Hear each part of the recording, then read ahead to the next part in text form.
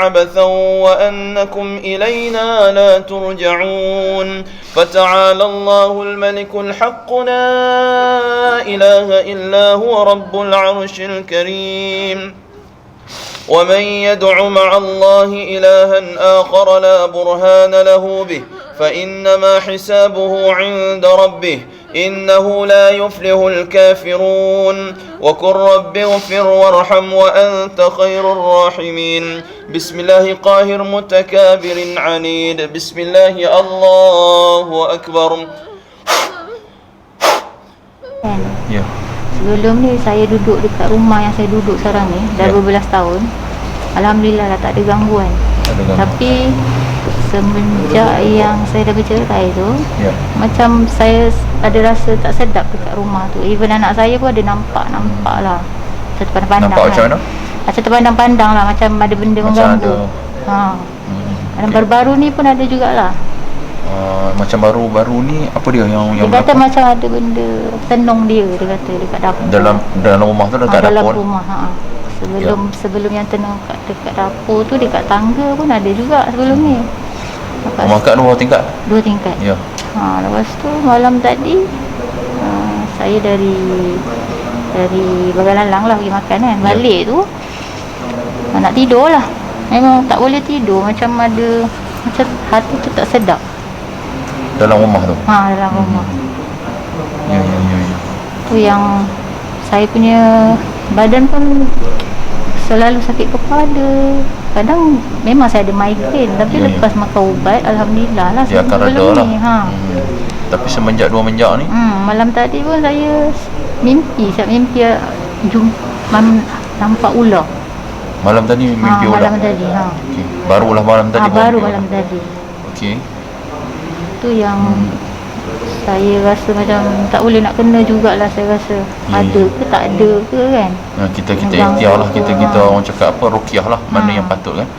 Sebab masalah berkaitan dengan gangguan ni sebenarnya untuk makluman kita, dia tak semestinya orang tu kerasukan, tak semestinya dia nampak benda-benda gaib, tak semestinya yang mana dia melakukan satu benda-benda yang luar daripada kotak akal fikiran yang waras. Tapi kadang-kadang benda tu dia melibatkan tentang masalah sakit fizikal kita, antaranya persendian.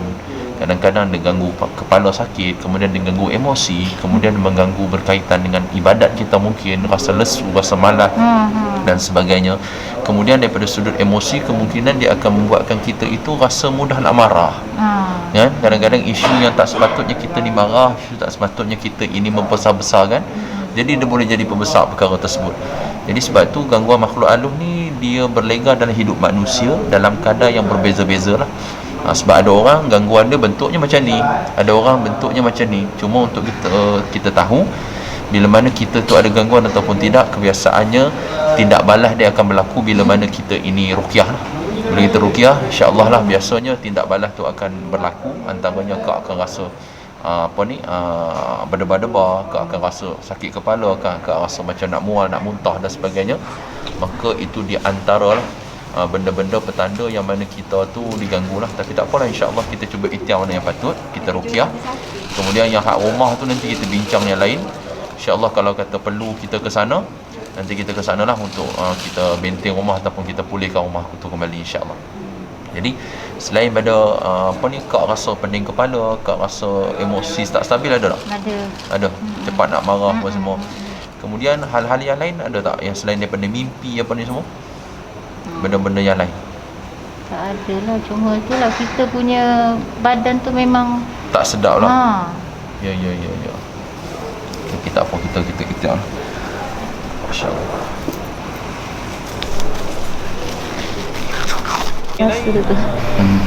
Yang kata boleh tu rasa sedih sangat ke macam mana? Rasa terlalu sedih lah. Dan jadi ketika mana saya buat ruqyah tadi tu, ada tak rasa ada benda berjalan dalam badan, bergerak ke, kepala sakit ke, dada berdebar ke dan sebagainya? Berdebar tu ada. Berdebar, makin berdebar lah. Okey, selain daripada tu, badan-badan ada rasa sakit tak? Tak ada lah. Rasa lepas lah. Rasa macam ada benda lepas. Tak apalah, alhamdulillah. Memang apa yang akak alami ni selama ni, akak rasa sakit kepala, rasa macam ada nampak lembaga, kemudian mimpi ular tu, Itu semua adalah satu mesej yang paling jelas lah, yang mana kita mengalami gangguan.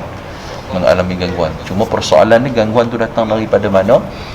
Benda tu untuk mulai hari, untuk saat ni kita tak perlu bicarakan lah datang daripada mana, punca daripada mana kan, sebab benda tu akan merungsingkan lagi fikiran kita. Jadi sekarang ni fokus kita yang paling utama adalah kita nak sembuh dan kita nak kuatkan diri kita dulu. Lepas daripada kita kuat, kita mungkin dah menjalani kehidupan seperti mana sedia kala, tak macam sakit kepala lagi, tak ada nampak bayangan tu lagi. Nanti baru kita akan bicarakan dan kita bincang semula apa yang mengalami yang akak alami selama ni. Maksud dalam tempoh sekarang ni, benda tu kita tak perlu fikirkan. Fokus kita yang paling utama adalah kita nak sembuh dan kita nak minta Allah Ta'ala benting diri kita daripada sebarang benda-benda yang tak baik lah. Itu saja. Baik, yang isu berkaitan dengan rumah tu kan, rumah tu tak apalah, nanti kita bincang balik bila waktu yang sesuai dan bila waktunya boleh saya tengok jadual saya juga, kita akan ke sana lah. Kalau kata isu berkaitan rumah tu, saya rasa ada hubung kait jugalah dengan masalah gangguan yang kau alami ni kan. Jadi untuk permulaannya akak cuma sekadar air ni, akak buat minum dan juga mandi lah. Minum dan juga mandi. Baik, minum dan mandi tu iaitu air ni akak mesti minum satu hari 2 kali.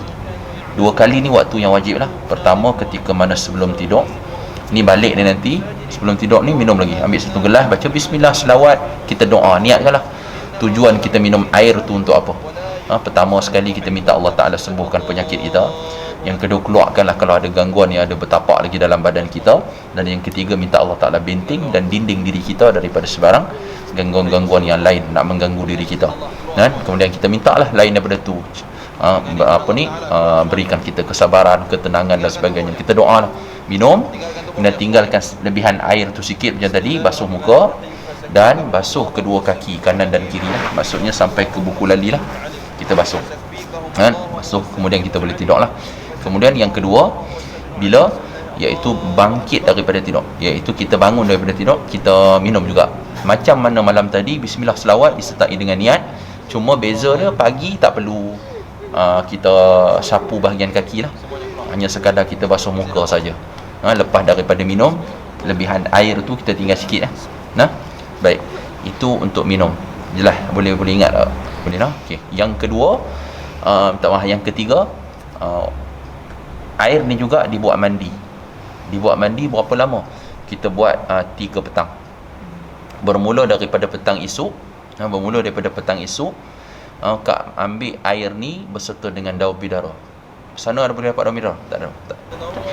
Tak boleh. Okey, tak apa. Nanti saat lagi kita ambil kat belakang. Kat belakang ni ada daun bidara. Kita ambil kat belakang je, tak apa. Kak tunggunya, nanti saya pergi ambil.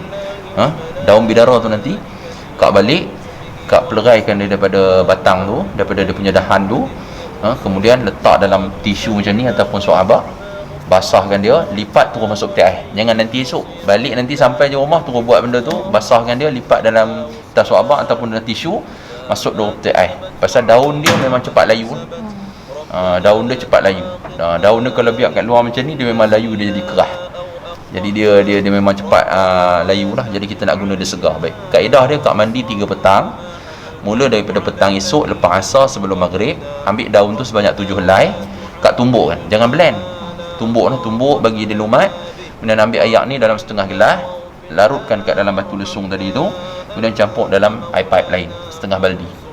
Baldi campurkan. Awal kita mandi macam biasa dululah, mandi sabun, shampoo, bersih semua. Air dengan yang direndam dengan daun bidara tadi tu dibuat bilasan terakhir untuk kita mandi. Baik, ketika mana jirusan pertama yang jatuh dekat muka, kita telan sikit air yang lalu tu. Tak payah banyak, sikit je, syarat je, telan sampai dalam hati kita niat juga, ya Allah, jadikan ini sebagai ikhtiar untuk aku sembuh daripada penyakit, kerisauan, keresahan, sakit kepala dan sebagainya ni. Dan kita gosoklah seluruh anggota badan, dan tempat yang kita kena pastikan air tu sampai dan kena iaitu kawasan pusat. Itu kawasan pusat kita gosok sikit lah, yang mana biarkan air tu sampai di kawasan tersebut dan biarkan di badan kering dengan sendiri. Jangan lap. Buat bendanya 3 petang saja. Lebih daripada tu minum saja dan juga sapulah muka dan juga kaki ketika mana malam, dan muka saja ketika mana bangkit waktu pagi. InsyaAllah tu saja. Dan saya sarankanlah Untuk kak ni duduk saja-saja, tengah buat kerja, naik kereta dan sebagainya, perbanyakkan zikir kalimah la ilaha illallah wahdahu la syarikalah lahul mulku wa lahul hamdu yuhyi wa yumit wa huwa ala kulli syai'in qadir. Ni wirid yang biasa kita baca lepas sembahyang. Banyakkan membaca wirid ini satu hari sekurang-kurangnya 100 kali. Baik, ikut saya. Nak buat satu kali tu orang cakap apa? All out kita nak buat sampai habis, ataupun kita nak bahagi-bahagikan dia berapa banyak pun terserah pada kita. Kan? Tapi kalau kata saya nak baca lebih, boleh tak? Itu lebih baik. Perbanyakkan. Kerana kalimat ini Nabi SAW janjikan akan mendapat perlindungan dari Allah. Allah Ta'ala akan beri perlindungan daripada sebarang masalah gangguan-gangguan makhluk halus. Selain daripada ganjaran yang begitu banyak lah, seperti mana membebaskan hamba, mendapat ganjaran pahala ni kalimah-kalimah ni, dan memberatkan timbangan dan sebagainya, banyaklah fadilat dia. Selain daripada dia menjadi benteng dalam diri kita, kita juga dalam masa yang sama meraih pahala. Itu yang kita nak. Itu saja. Boleh ada yang tak faham boleh tanya lah, ataupun hal-hal yang lain, insya-Allah. Macam mana? Ada gangguan ke saya ni Ustaz? Ya. Kalau tak ada gangguan, dia tak ada tindak balas macam ni. Kita dengan Ustaz baca tu, Ya. saya tak boleh dengar. Macam seolah-olah macam nak mengelak kan. Sebab tu bila mana saya alih saya punya bacaan di sebelah telinga belah kiri tu, kak macam seolah-olah mengelak, macam tak nak bacaan tu diteruskan di telinga kak kan. Jadi yang rasa tak nak dengar tu pasal apa? Rasa macam rimas ke apa? tak mau, tak nak dengar. Tak nak Ayat tu, dengar. Tak nak dengar ayat-ayat tu. Itu semuanya ayat-ayat ruqyah. Jadi ayat ruqyah ni memang orang yang ada gangguan di dalam badan dia, memang dia tak suka dengar benda tu lah. Cuma alhamdulillah kak tak bertindak agresif. Setengah-setengah yang mana gangguan yang dah terlalu lama bertapak dalam badan, maka dia akan bertindak agresif, kerana seolah-olah kita mengganggu sarang dia. Macam contoh tebuan, kita jolok dia punya dia punya sarang, jadi dia mula menyerang. Jin macam tu juga, bila dia mula dah bertapak dalam badan orang tu terlalu lama, bila kita ruqyah kan, maka kesan dia akan mengamuk lah, dia akan mengancam orang yang meruqyah diri tu, sebab dia dah lama bertapak dalam tu. Tapi apa yang saya lihat, yang ada pada kak ni tak lama lah. Maksudnya dia masih mula nak mencari tapak dalam tubuh badan, di mana dia nak menetap. Jadi benda tu insya-Allah lah kita dah ikhtiar ni, mudah-mudahan dia tak ada tempat lah pada diri kita untuk ganggu, insya-Allah. Dan selebihnya tu insya-Allah lah nanti kita tengok rumah pula lah. Dan untuk susulan kak pun insya-Allah izin Allah kita akan buat di rumah.